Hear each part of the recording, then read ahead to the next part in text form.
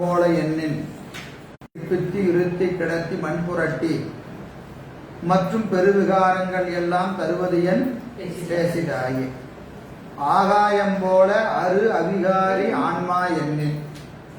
இனி பாதஞ்சலர் ஆகாயம் போல அருவாய் அவிகாரியாய் நிற்பது உயிரென்பர் எண்ணின். அப்ப ஆகாயம் போல ஆன்மாவுக்கு என்ன கிடையாது? அவிகாரம், அதாவது விகாரம் கிடையாது, உருவம் கிடையாது, அது அருவப்பொருள். அதுபோல ஆன்மாவுக்கும் உருவம் கிடையாது, அவிகாரப்படாது. ஆன்மாவுக்கு விகாரம் கிடையாது என்று யார் சொல்றாங்க? பாதஞ்சலர். அப்படி சொன்னா உருவினை கட்டி ஆட்டி தனுவை யாத்து நடிப்பித்து. உடம்பு என்ன செய்யறாங்க? யாத்தல் என்னது? கட்டுதல். உடம்புல உயிர் என்ன செய்யறாரு? கட்டுற. கட்டி நடிப்பித்து. நம்மளாம் நாடகம் மேடை தானே நடித்து கொண்டுதான் இருக்கிறோம். அதனால நடிப்பித்து ஓட்டி மீட்டு உழவ பண்ணி போக வச்சு வர வச்சு சுத்த வச்சு இதெல்லாம் உடம்பு வச்சுட்டு செஞ்சுட்டு இருக்கா இல்லையா? அவிகாரின்னு ஆன்மாவை எப்படி சொல்றது? அது போல ஏத்துக்கவே முடியாது. ஏன்? எல்லா விகாரமும் நமக்கு இருக்கு. வேற்று விகார உடம்பு மிக்கிடப்பேன்னு காலையில ஒரு மாதிரி இருக்கிறோம், மதியானம் ஒரு மாதிரி இருக்கிறோம், சாயந்தரம் ஒரு மாதிரி இருக்கிறோம் இல்லையா? ஒவ்வொருத்தருக்கும் ஒவ்வொரு விதத்துல என்ன ஆகுது?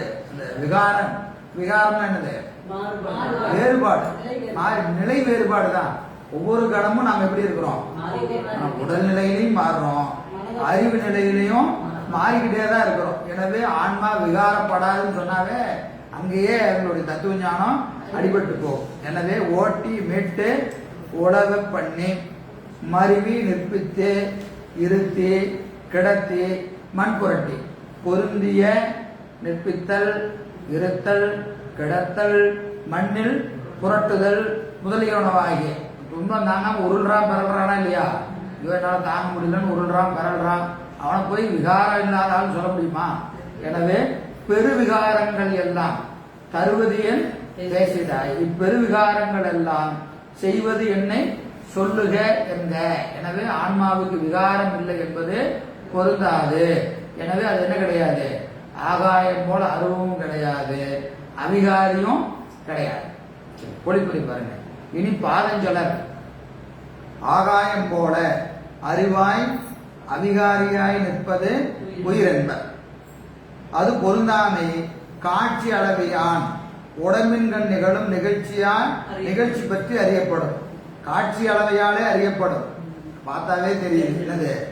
இவன் அறிமுகம் கிடையாது, அதிகாரியும் கிடையாது. இதை போய் பெருசா விளக்க வேண்டிய அவசியமே இல்லை. காட்சி அளவையான்னு தெரியும், பார்த்தாவே தெரியுது. இதை போய் இதெல்லாம் மறுத்துக்கிட்டு ரொம்ப சிரமப்பட வேண்டாம். ஏற்கனவே மயக்கத்தில் இருப்பீங்க, அதெல்லாம் ரொம்ப வேண்டாம் அப்படின்னு விட்டுட்டார். அவருக்கு அப்பவே தெரிஞ்சிருக்கு பாருங்க. காட்சி அளவையா அறியப்படும். சரி, அடுத்தது 204. 204 3 பேர் ஒரே பாட்டுல. ஒரு பாட்டுல 3 பேர். வைசேடியர், சைவரில் ஒரு சாரர், பட்டாச்சாரியார். ஒரே பாட்டுல 3 பேர் வராங்க. ஏன்னா எல்லாத்துக்கும் ஒரு வரி வச்சிடறாரு. ஒரு வரியில ஒரு ஆளு. ஆன்மா அசித்தே எனினும் மனதோடு கூடி சித்தாரும். பட்டாச்சாரியார் யாரு? சரி, வைசேடியர். வைசேடியர் யாரு? தர்க்க மதத்தினர். தர்க்க மதத்தில் ஒரு பிரிவு நியாய நூலார், இன்னொருத்தருங்க வைசேடியர். 2 பேர் இருக்காங்க தர்க்க மதத்துல, 2 பிரிவு. அதுல ஒரு ஆள் தான் இவரு வைசேடியர். இவர் என்ன செய்யறாரு? ஆன்மா சடப்பொருள். ஆன்மா சடப்பொருள், அதுக்கு அறிவே கிடையாது. ஆனா மனதோடு கூடுகிற போது, மனம் என்கின்ற கருவியோடு கூடுகிற போது ஆன்மாவுக்கு அறிவு தோன்றும். ஆன்மாவுக்கு அறிவு தோன்றும் என்பது யாருடைய கருத்து? வைசேடியர் கருத்து. அப்புறம் சைவரில் ஒரு சாரர். அவங்க என்ன செய்யறாங்க? சித்து ஒரு புறமாய் அசித்து ஒரு புறமாய் இருக்கும். போன வகுப்புல இதெல்லாம் 7ஆம் வகுப்பா வச்சு ஒரு கேள்வி கேட்டோம். கேட்டமா இல்லையா? கேட்டோம். அதே கேள்வி இப்ப கேட்டா பதில் சொல்லிடுவீங்களா? சொல்றீங்களா? பார்ப்போம். அடுத்து 3வது கருத்து பட்டாச்சாரியா. கருவி உரா சித்து பொருள். கருவி உரா சித்து பொருள் என்பது பட்டாச்சாரியான் கருத்து. இந்த 3 கருத்தையும் மறுத்து ஆன்மா இவற்றுக்கு வேறானது அப்படின்னு சொல்ற. சரி, 3 கருத்து பாருங்க. முதல்ல பாட்டை பார்த்தலாம். 204. அசித்து எண்ணின் உணராது ஆன்மா அசித்து சித்து ஆகும் எண்ணின் அசித்து சித்து ஆகாதாகும் சித்த சித்து ஆவதில்லை. அசித்து ஒரு புறமாய் ஒன்றின் சித்து ஒரு புறமாய் நில்லாது அசித்து ஒரா சித்தே எண்ணின் சித்தை அடைந்து அசித்தை அடைந்து அறிவது என்றார். அசித்து அசித்து சித்து அசித்து சித்துன்னு எத்தனை இருக்கு படிச்சு பார்த்தா எல்லாம் அசித்து சித்தா தான் தெரியும். 3 பேர் வராங்க இதுல. சரியா? முதல் ஆள் என்ன சொல்றாரு பாருங்க. வைசேடியர் பதவுரை. அசித்து சித்து ஆகாதாகும் சித்து அசித்து ஆவதில்லை ஆன்மா உணராத அசித்தே எண்ணின் அசித்து சித்து ஆகும் எண்ணின் ஆன்மா உணராத அசித்தே எண்ணின் அசித்து சித்து ஆகும் எண்ணின். எப்படி இருக்கு? படிக்க ஒன்று தடவை படிச்சு விட்டா எல்லாம் புரியுதா பாருங்க. அப்புறம்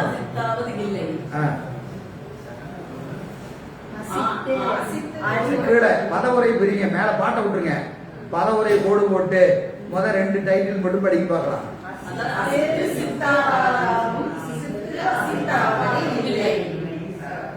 ஆன்மா உணராத அசித்து எனின் அசித்து சித்தாகும் எண்ணின். சரியா? புரிஞ்சிருச்சா? புரிஞ்சு போச்சு. சரி, முதல்ல இவங்க கருத்து என்னன்னு தெரிஞ்சுக்கணும். முதல்ல ஒருத்தர் படிக்கும். அதுக்கு தான் முன்னாடி எல்லாம் எழுதி போறது. பாட்டை தனியா படிச்சீங்கன்னா புரியாது. புரியுதுங்களா? அவங்க என்ன சொல்ல வராங்க, அவங்க தத்துவ ஞானத்தை புரிஞ்சாதான் பாட்டில் அதை நீங்க பார்க்க முடியும். இவங்க கருத்து என்னது? ஆன்மா அசித்து மனதோடு கூடி சித்தாகும். ஆன்மா அறிவற்ற சடப்பொருள். மனங்கிற கருவி கூடுங்கிற போது சித்த அறிவு வந்துடும். இதுதான் யாருடைய கருத்து? வைசேடியர் கருத்து. இதுக்கு பாருங்க, இதுக்கு மறுப்பு என்னது? அசித்து சித்து ஆகாதாகும் சித்த சித்து ஆகாது. அறிவுடைய பொருளா இருந்தால் அறிவற்ற பொருளா ஆகாது. அறிவற்ற பொருளுக்கு என்ன செஞ்சாலும் அறிவு வராது. அசித்து சித்து ஆகாதாகும். அசித்து அறிவற்ற அசித்து ஒருபோது என்ன ஆகாது? அறிவுடையது ஆகாது. அப்படி ஆகும்னு சொன்ன என்ன ஆகும்? இந்த மைக்கு டேபிளுக்கு சேருக்கு அறிவு வரணும். என்னைக்காவது வருமா? வராது. அதே மாதிரி சித்து பொருள் அசித்தா மாறாது. சித்துன்னு சொன்னா அசித்தா ஆகாது. அசித்துன்னு சொன்னா அறிவுடையது என்னைக்கு அறிவுடையது தான். அறிவற்றது என்னைக்கும் அறிவற்றது தான். இது அதுவா மாறாது, அது இதுவா மாறாது. இது கருத்து. சரி, 2வது பாருங்க. ஆன்மா உணராத அசித்தே எண்ணின் ஆன்மா அறிவற்றது தான். அந்த இடத்துல ஒரு கோடை போட்டு குக்கிலியே அந்த இடத்துல ஒரு கோடை போட்டு மனதோடு கூடி அப்படின்னு எழுதிக்க.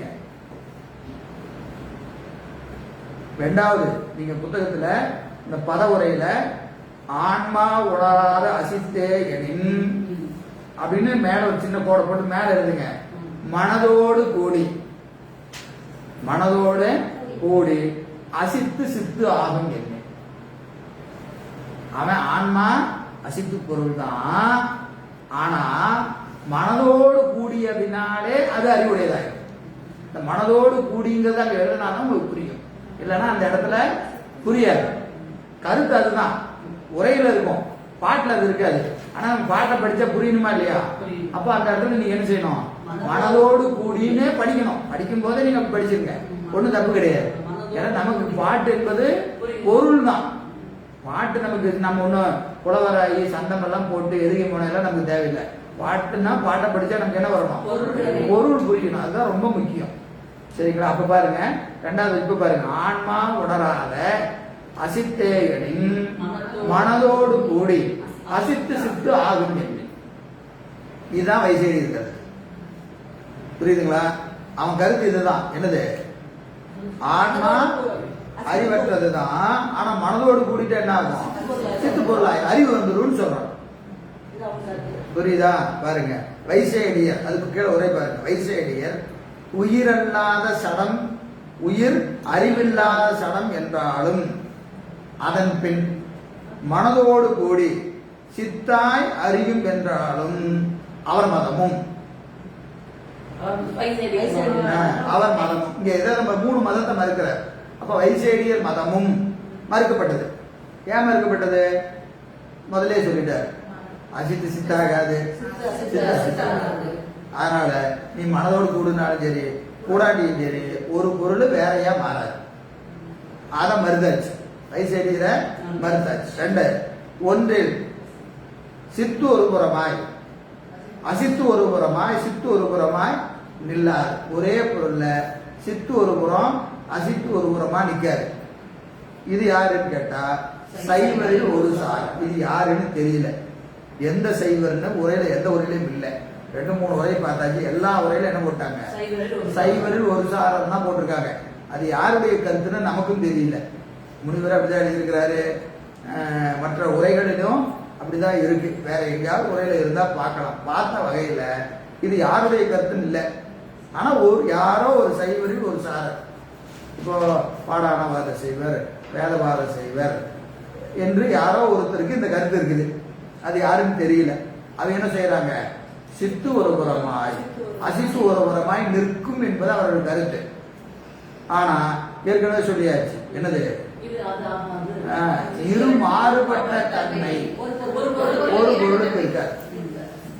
சித்தா இருந்தா அசித்தா இருக்காது, அசித்தா இருந்தா சித்தா இருக்காது. எனவே இரு மாறுபட்ட தன்மை ஒரு பொருளுக்கு இருக்காது என்பது தர்க்கம். சரி, இங்கதான் நம்ம கேள்வி கேட்டோம். என்ன கேள்வி? 7ஆம் வகுப்பா கேட்டோம். கேள்வி என்ன, பதில் என்ன? நீங்களே கேள்வியும் பதிலும் சொல்லுங்க பார்க்கலாம். ஒரு பொருளுக்கு 7ஆம் வகுப்பா 7ஆம் வகுப்பா சொல்லுங்க. இருதிறன் அறிவுள்ளது இரண்டலா ஆன்மா. சத்தோடு கூடி சத்தாய் நிற்கும், அசத்தோடு கூடி அசத்தாய் நிற்கும். இரு மாறுபட்ட தன்மை எப்படி ஒரு பொருளுக்கு இருக்க முடியும்?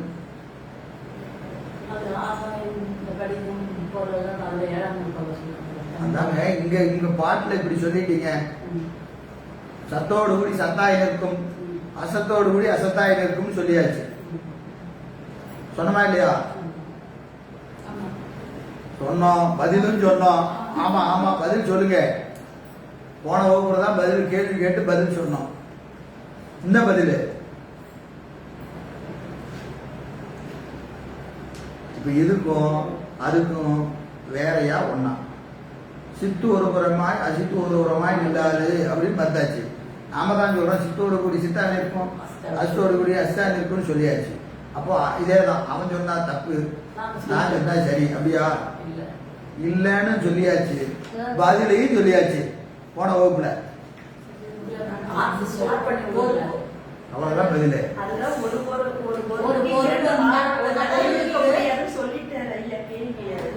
ஒரு பொருளுக்கு பல தன்மை உண்டு. ஆனா ஒரு பொருள் ஒரே நேரத்துல ஒரே நேரத்துல 2 தன்மை இருக்காது. சரியா?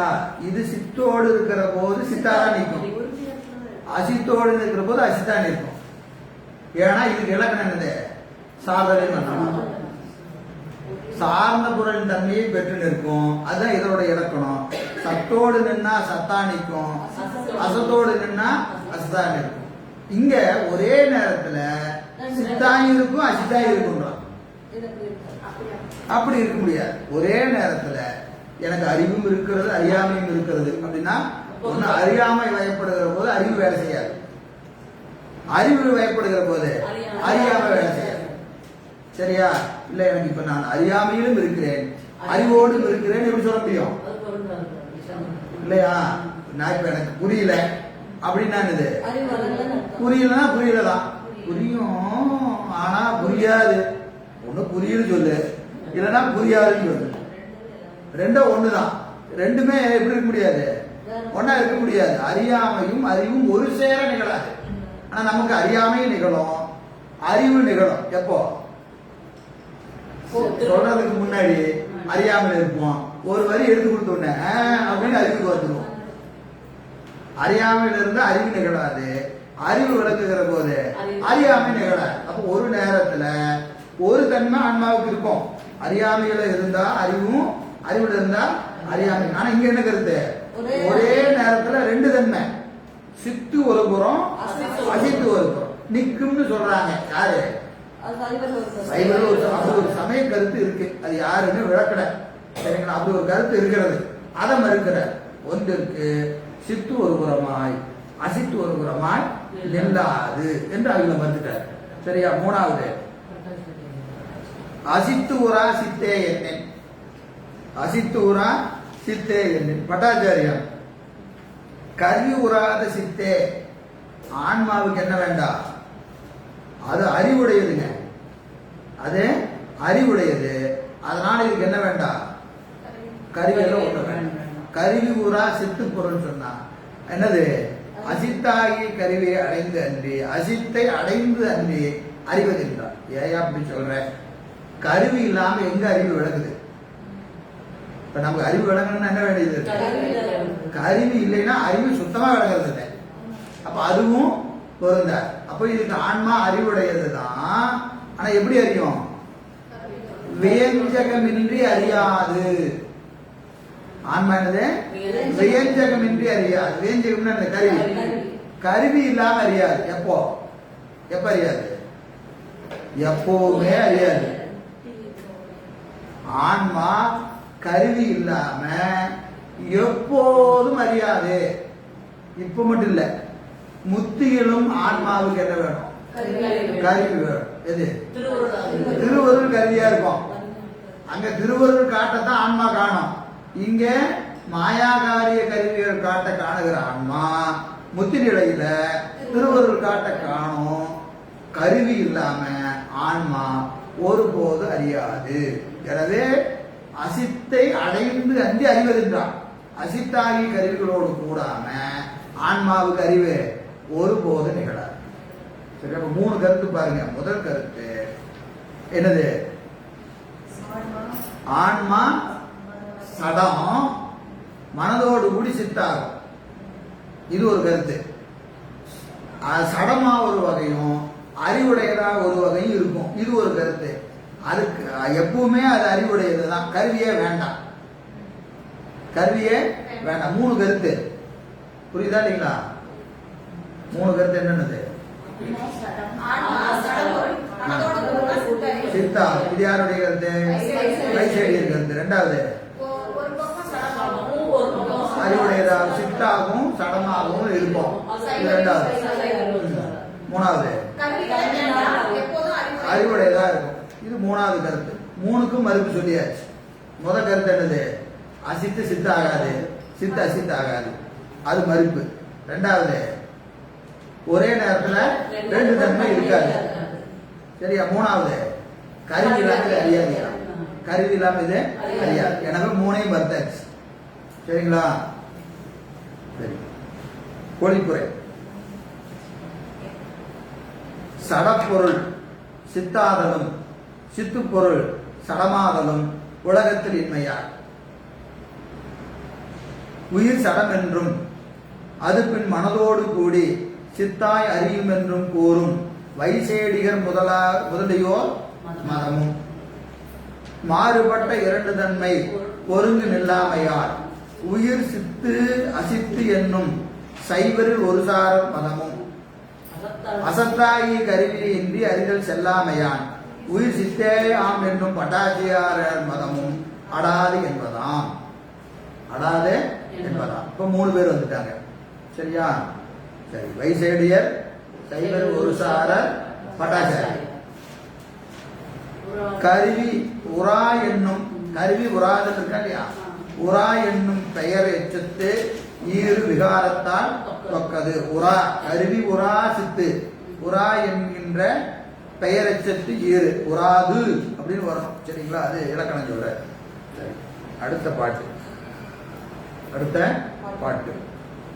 205. பாஞ்சராத்திரிகள்.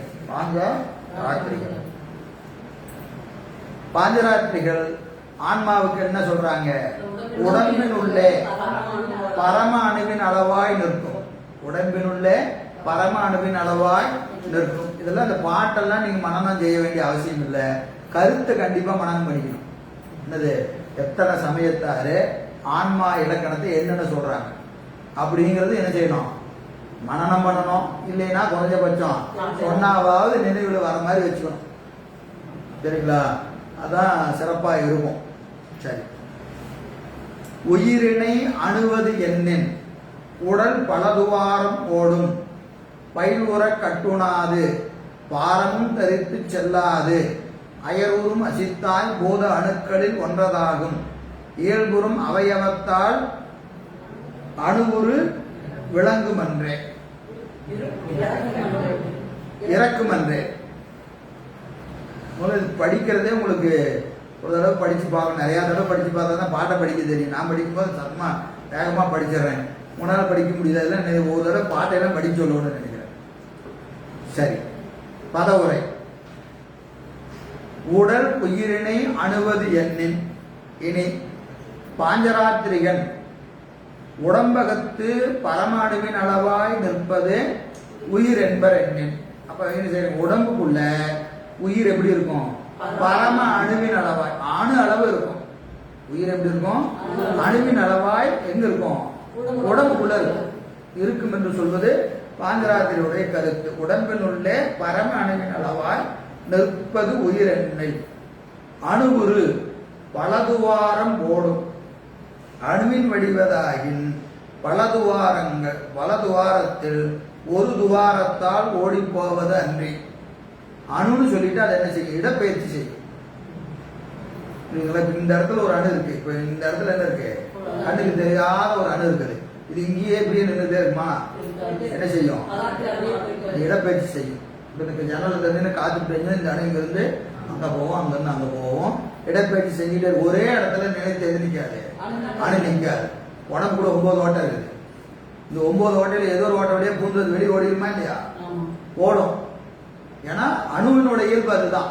இப்ப அணுன்னு சொன்னா 9 ஓட்டைக்குள்ள ஏதோ ஒரு பல துவாரத்துல ஒரு துவாரத்தின் வழியா என்ன செஞ்சிடும், ஓடி போயிடும் இல்லைங்க. அது அப்படியே அங்கேயே ஆடாம நிற்கும். அப்படி வச்சுக்கிட்டா என்ன ஆகும் அப்படின்னு கேட்டீங்க, இந்த இடத்துல பாருங்க, அப்படியே கதவெல்லாம் சாத்தியாச்சு. இங்க இடத்துல ஒரு அணு இருக்கு, ஒரு கற்பனை பண்ணிக்கங்க. இந்த இடத்துல ஒரு அணு இருக்கிறது. அது எப்படி செய்யுது, அப்படியே ஆடாம அசையாம இங்கேயே நிற்குது. காரணம் அது ஜன்னல் எல்லாம் சாத்தியாச்சு, காத்து கீத்து எதுவும் இல்லை. அப்ப என்னது, எந்த மூவ்மெண்ட்டும் இல்லை, அப்படியே ஸ்டாட்டிக், அப்படியே நிற்குது, ஒரே இடத்துல நிற்குது. இப்படி இருக்கணும், அப்படி இருக்குங்க அப்படின்னு சொல்லிட்டு என்ன ஆகும், பயில்வுற கட்டுணாது பாரமும் தரித்து நில்லாது. பயில்வுற கட்டுணாது என்னதுங்க, அவ் உடம்பில் பயிற்சி பொருந்த கட்டுதற்கு உடன்படாது. அப்ப இதுல என்ன செய்யக்கூடாது, உடம்புக்குள்ள அது ஒரு கட்டுப்பட்டு நிற்பதற்கு அது என்ன செய்யாது, உடன்படாது. இங்கேயே இருந்தாலும் இங்கேயே நில்லை அப்படின்னு சொன்னா நிற்குமா, அதுவா நின்னா நிற்கும், போனா போகும். அதை என்ன செய்ய முடியாது, உடம்புக்குள்ள ஒரு பயிற்சி வயத்தால் என்ன செய்ய முடியாது, அணுவை நிறுத்த முடியாது. அப்புறம் பயிலுற கட்டுணாது பாரமும் தரித்து செல்லாது. இன்னொன்னு, உடம்புல பாரத்தை வச்சுங்கன்னு வச்சுக்க, இதெல்லாம் சயின்ஸ். என்னது, உடம்புல மேல ஒரு பிரஷர் வச்சு அழுத்துனீங்கன்னா என்ன ஆகும், உள்ள இருக்கிறதெல்லாம் பிச்சுக்கிட்டு வெளியே போகும் இல்லையா. காற்று அளவு உள்ள அணுவா நிக்குது, மேல ஒரு 100 கிலோ தூக்கி நின்னோம்னா என்ன ஆகும், அப்படின்னு முக்குமா இல்லையா, ஒரு முக்குமா இல்லையா, வெயிட் தாங்க முடியாம அமுத்துனா என்ன ஆகும், அணு வெளியோடிடும், பாரத்தை தாங்காது. இந்த இடத்துல அணு இருக்குன்னா இந்த மேல இருந்து ஒரு காத்த வேகமா அழுத்துனா என்ன ஆகும், இங்க இருக்கிறதெல்லாம் இப்படி வெளியோடும். இதெல்லாம் அறிவியல் பூர்வமா இன்னைக்கு சயின்ஸை வச்சுக்கிட்டு அதுக்கெல்லாம் நிறைய ஆராய்ச்சி பண்ணி பிரஷர் மேல இதெல்லாம் என்னது, அன்னைக்கே இதெல்லாம் சயின்ஸ் படிக்காத காலத்திலே இதெல்லாம் வந்துருக்குது. அணு பாரத்தை தரிக்காது, என்ன செய்யும், வெளியே ஓடும். வெளியே ஓடாம இருக்குன்னா என்ன செய்யணும், எல்லா பக்கமும் அதை டைட் பண்ணி மேலதான் லோடு வைக்கணும். வெளியே போகாத மாதிரி கட்டுப்படுத்தணுமா இல்லையா. ஒரு பாட்டிலுக்குள்ள வச்சு அடைச்சிட்டு மேல லோடு வச்சீங்கன்னா நிற்கும். ஆனா இங்க எத்தனை வாசல் இருக்கு, 9 வாசல் இருக்கு. 9 வாட்டி வச்சுட்டு மேல அமுத்துனா என்ன ஆகும், ஏதோ வாட்டில் வச்சுட்டு போயிடும் இல்லையா. அதான் சரி, பயிலுற கட்டுணாது பாரமும் தரித்து நில்லாது, பாரத்தை தாங்காது. அறிவியல் நீங்க இது கொஞ்சம் சயின்ஸ் புரிஞ்சா புரியும் தரும் இல்லைங்களா. அப்போ அப்படி பாரம் தட்டு அயர்வூரும் அசித்தாய். அது மட்டும் இல்லைங்க, நீங்க அணுன்னு சொன்னாலும் அணுவுக்கு என்ன உண்டு, அதுக்கு அவயவ பகுப்பு உண்டு. புரோட்டான், நியூட்ரான், எலக்ட்ரான் 3 இருக்குது. நீங்க டெலஸ்கோப் வச்சு பார்க்கலாம், எதை அணுவை பார்க்கலாம். அதுக்கு பரிணாமம் உண்டு, ஒரு வடிவம் உண்டு, அதுக்குள்ள அவயவ பகுப்பு உண்டு. அப்ப அதுவும் என்னது? சடப்பொருள். சடப்பொருள் தோன்றி நின்று அழிவும். சடன்னு சொல்லிட்டா தோன்றி நின்று அழிஞ்சிரும். எனவே அவயவ பகுப்போடு கூடியது, அதுக்கு வடிவம் உண்டு. கண்ணுக்கு புலனாகாத வடிவம் அது. அதை என்ன செய்யலாம்? ஒரு கருவி கொண்டு பார்க்கலாம் இல்லைங்களா? எனவே அயர்வுறும் அசித்தாய் பூத அணுக்களில் ஒன்றதா, பூத பரம அணுக்களோடு ஒன்றதா. பூத அணுக்கள் என்னது? பூத அணுக்கள்ல சூக்ம அணுக்கள்ல ஒன்றதா. இயல்புறும் அவயவத்தால் இறக்குமன்றே, இயல்பு பொருந்திய அவயவ பகுப்பு உடைமையால் அழிவெய்தும். சரியா? அப்போ நீங்க பரமாணுவின் அளவா நின்றாலும் அது என்ன செய்யும்? தோன்றி நின்று அழியும் என்று சொல்லுகிறார். சரிங்களா? இதுக்கு சில தடைகள்லாம் சொல்றாங்க. என்னன்னு கேட்டீங்கன்னா, வேதத்துல உயிரை அணு என்று சொல்ற வார்த்தை இருக்கின்றது. இது உங்க உரையில் இல்ல, வேற ஒரு உரையில் இருக்கு. வேதத்துல ஆன்மாவை என்ன செய்யறாங்க? அணு என்று சொல்லுகிற வழக்கம் உண்டு. அப்போ ஆன்மாவை அணு என்று சொல்லக்கூடிய வேத வசனத்துக்கு முரணாதோ? ஏன்னா வேதத்துல அப்படிலாம் சொல்றாங்க. எது? ஆன்மாவை அணு என்று சொல்ற வழக்கம் இருக்கு, நீங்க அணு இல்லைன்னு சொல்றீங்களே அப்படின்னு ஒரு தடையை கேட்கிறாங்க. இது சித்தியார்ல இப்ப முனிவர் உரையில இல்லை, வேற ஒரு உரையில இந்த கேள்வியை கேட்கிறாங்க. கேட்டதுக்கு விடையும் சொல்றாங்க. என்னன்னு கேட்டீங்கன்னா, ஆன்மா அந்த கரணங்களோடு கூடி இதயத்தில் நின்று பொறிகள் முதலிய விடயங்களை நுகரும் போது அவத்தைப்பட்டு மனமுதலிய கருவிகளோடு அதிசுக்கோமமாய் நிற்றலான் அணுவெனப்படுவதே அன்றி ஆன்மாவின் வடிவம் அணு அன்று. என்ன சொல்றாங்கன்னா, அது ரொம்ப சூக்குமமா உடம்புல நின்று அந்த கரணங்களோடு கூடி என்ன செய்யும்? அவத்தை எய்யும். அந்த கரணங்களோடு கூட அவத்தை எய்துதா இல்லையா? உறக்கம், பேருறக்கம் எல்லாம் வருதா இல்லையா? எதோடு கூடி? அந்த கரணங்களோடு கூடி. அதனால அந்த கரணங்களோடு கூடி அது என்ன செய்ய? அவத்தை எழுதுவதனாலே அணு என்று சொல்லப்படுகிறது. ஆனா அணு என்பது அதுக்கு காரணம் அதனுடைய வடிவத்தால் அல்ல. புரியுதுங்களா? செயலால அவத்தைப்படுவதனாலே, விகாரப்படுவதனாலே அதுக்கு என்ன சொல்றாங்க? அணுன்னு சொல்றாங்களே அன்று அதனுடைய வடிவம் அணு அன்று. வேதத்துல அணுன்னு சொல்ற இடத்துல எல்லாம் என்ன செய்யணும்? ஆன்மாவின் வடிவம் அல்ல, ஆன்மாவின் செயல். எது போன்றது? அணு போன்றது. விகாரப்படுவதும் அவத்தைப்படுவதும் ஆன்மாவுக்கு உண்டு என்று ஒரு தடை விடை சொல்லி இருக்கிறாங்க. சரி, பொழிப்புரை பாருங்க. இனி உடம்பகத்தே பரம அணுவின் அளவாய் நிற்பது உயிரெண்ணும் பாஞ்சராத்திரிகன் மதமும் ஆடாது. என்னை ஏன்னா அணுவாயின் ஒரு துவாரத்தால் ஓடிப்போவதன்றி உடம்பில் கட்டுடுவதற்கும் பாரம் தாங்காததற்கும் உடன்படாது என்பது முதலிய குற்றங்கள் தாங்குமாகலாம். எனவே மேல சொன்னது என்னது? பயிலுற கட்டுனாது பாரமும் தரித்து நில்லாது இல்லைங்களா? எனவே அதெல்லாம் இது நடக்குதா இல்லையா? உடம்புக்குள்ள கட்டுப்பட்டு நிக்குது, பாரத்தை தாங்குது. எனவே இது என்ன கிடையாது? அணு கிடையாது. ஆன்மா அணு அல்ல என்று சொல்லுகிறார்.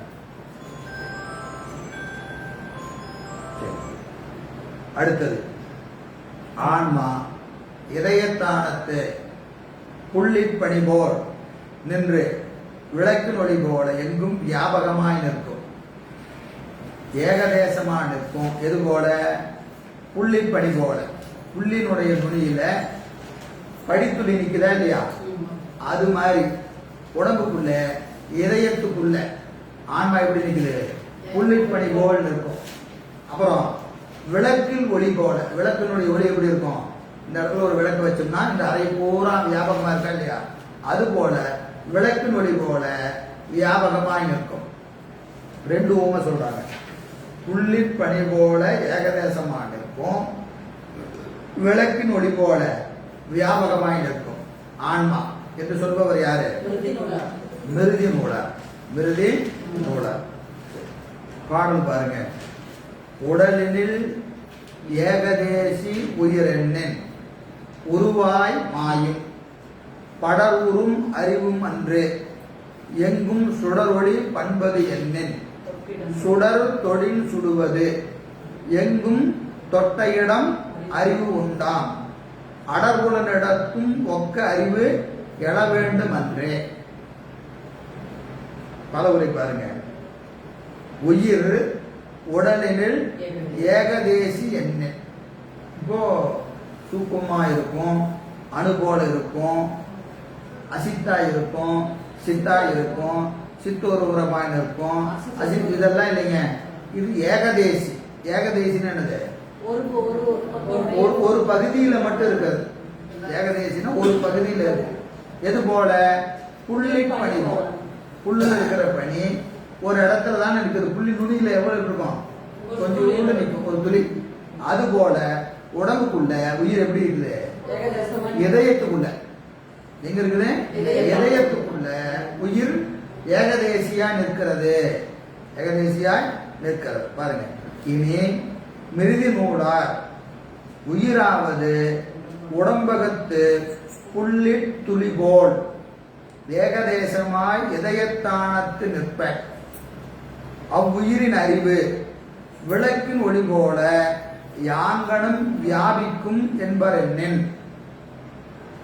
விளக்கு எப்படி ஏகதேசமா இருந்தாலும் ஒளி எப்படி இருக்கு? வியாபகமா இருக்கு. விளக்கின் அந்த தீபங்கள் சுடர், சுடர் ஏகதேசம். அதன் ஒளி எப்படி இருக்கு? வியாபகமா இருக்கு.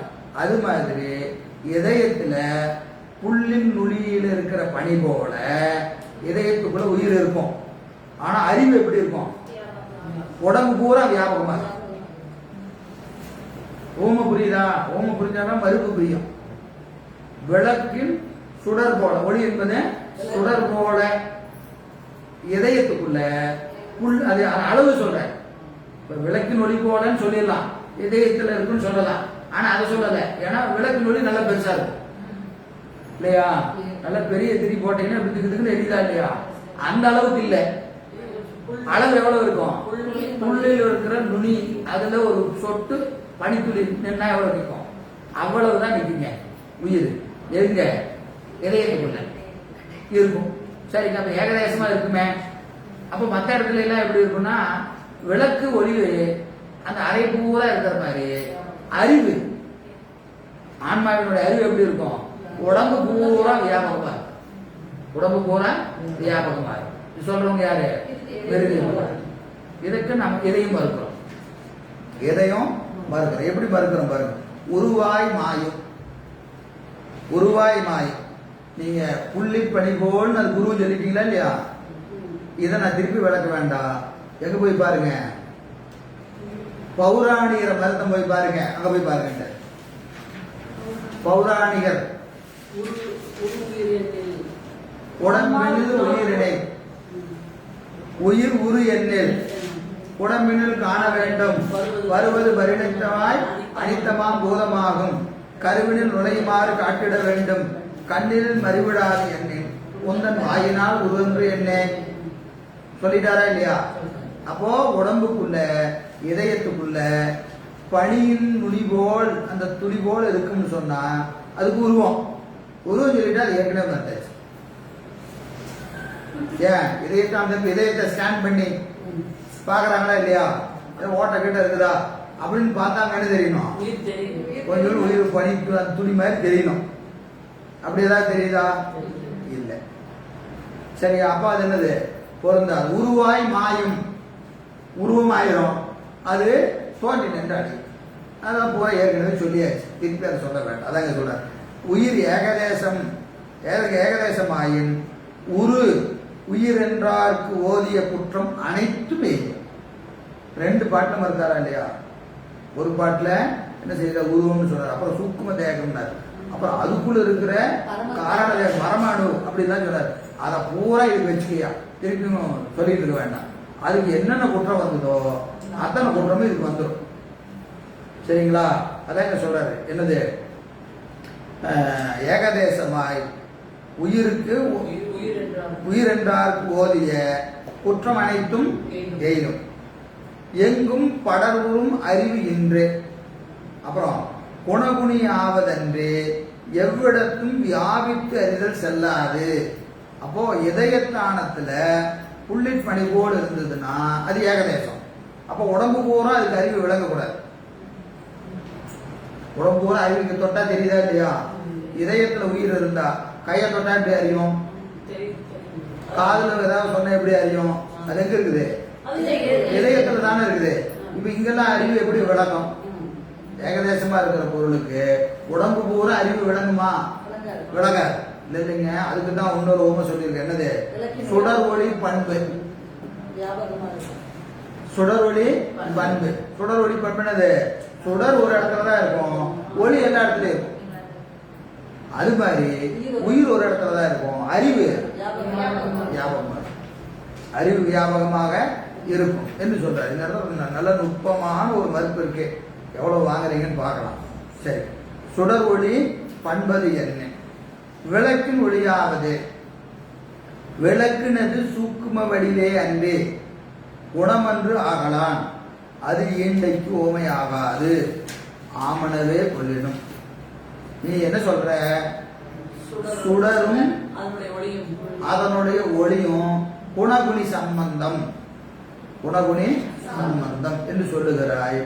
விளக்கு அந்த சுடரும் ஒளியும் குணகுணி கிடையாது.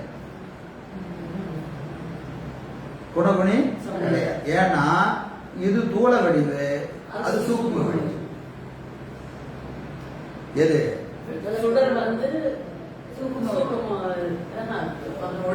வந்து தூள வடிவு. விளக்கினுடைய ஒளி இருக்கா இல்லையா? இது தூளம். இதனுடைய வெளிச்சம் இருக்கா இல்லையா?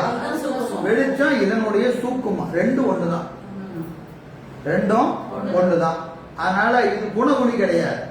அப்போ இந்த சுடருக்கு குணம் எது அப்படின்னு கேட்டா சூடு. சுடருக்கு வெப்பம் இருக்கா இல்லையா? வெப்பம்தான் குணம்,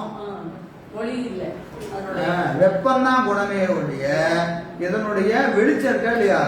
வெளிச்சம் என்பது இதனுடைய குணம் கிடையாது. ஏன்னா இது தூளம், இதனுடைய மற்றொரு வடிவம் தான். இது தூளமா இருக்கு, அது சூக்குமா இருக்கு. அதை தவிர இது என்னது குணகுணி சம்பந்தம் சொல்லக்கூடாது.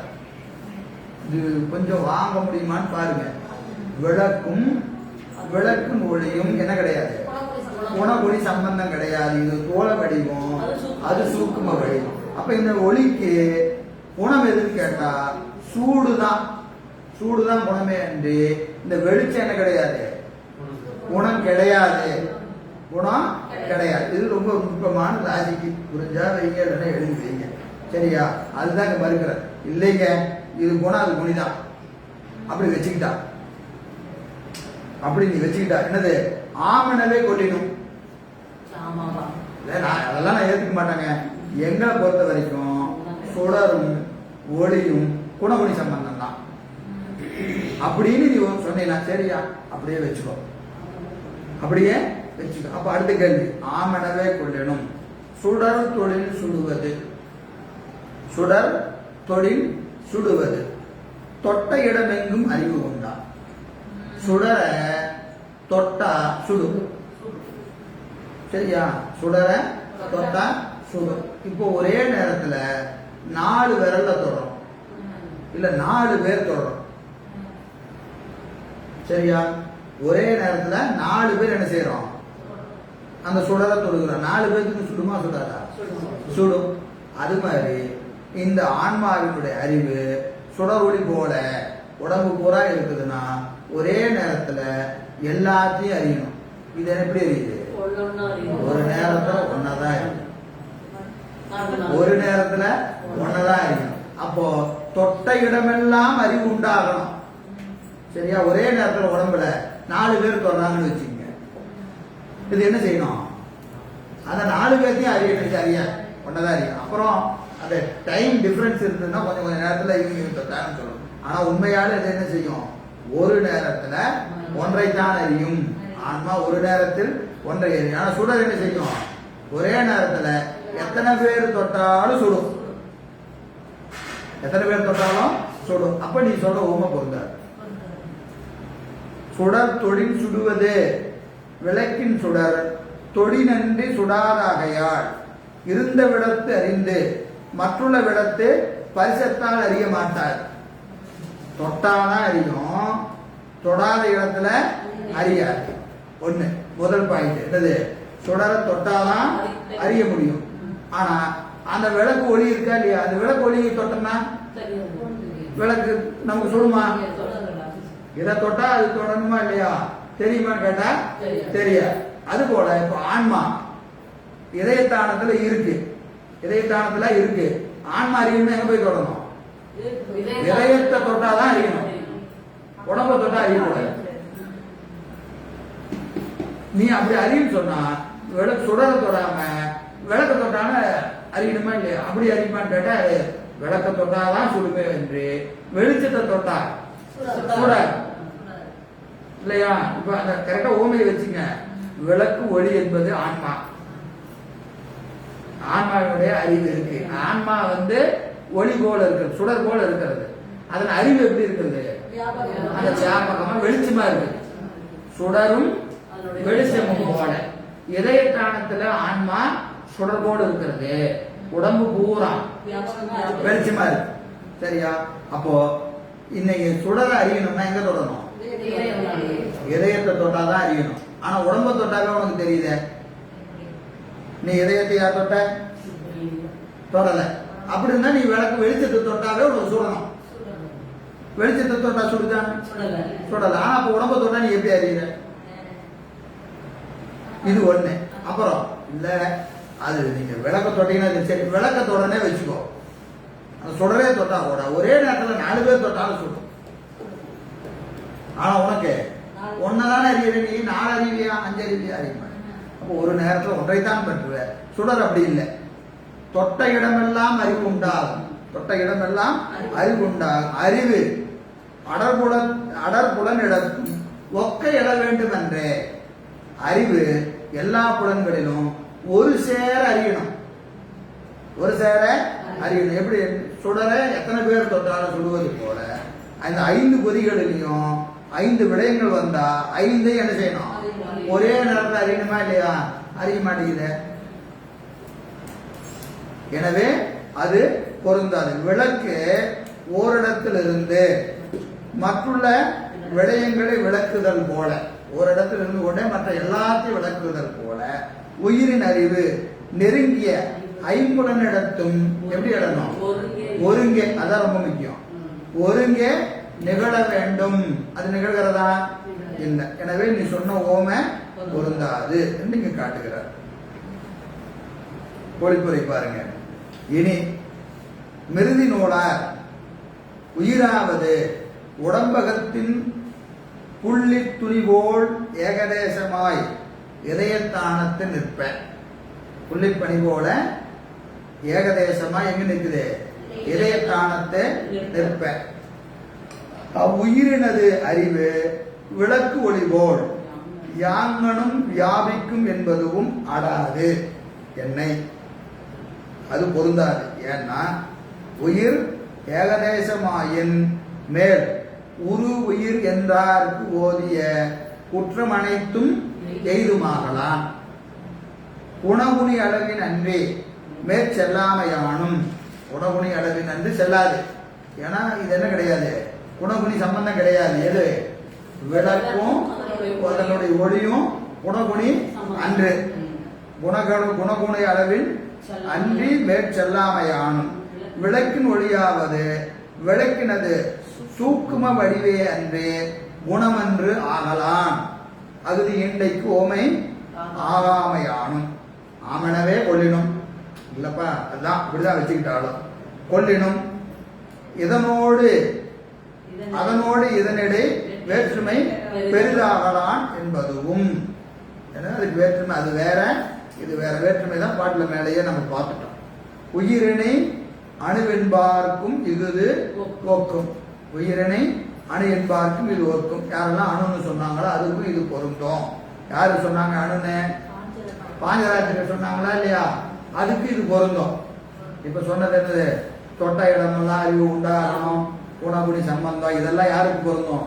பாஞ்சராத்திரிகளுக்கும் பொருந்தும் என்று சொல்லுகிறார். சரி, அடுத்தது 207 சாப்பிட்டு பார்த்துக்கலாமா?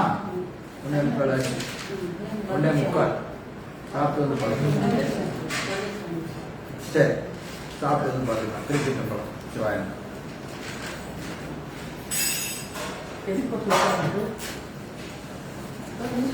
பெரிய